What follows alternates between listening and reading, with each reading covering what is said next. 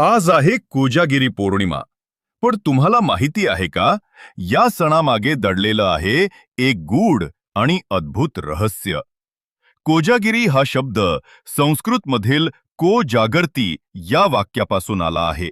म्हणजे आज कोण जागं आहे.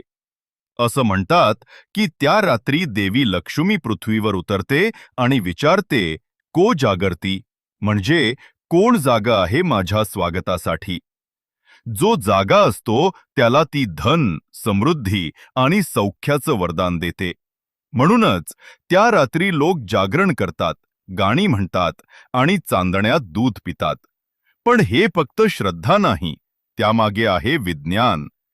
शरद ऋतूच्या पहिल्या पूर्णचंद्राच्या रात्री चंद्रकिरणांमध्ये झिंक, कॅल्शियम आणि फॉस्फरस सारखे घटक असतात, जे दुधात मिसळतात.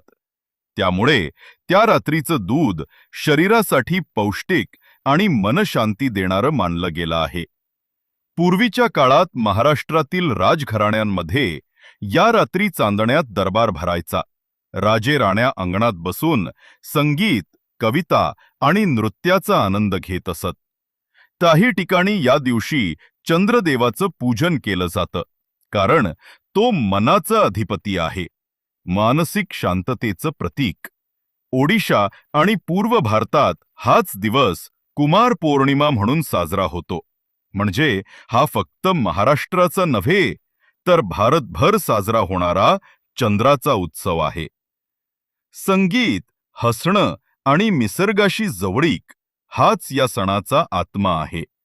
आजच्या या चांदण्यांच्या रात्री थोडा वेळ स्वतःसाठी काढा.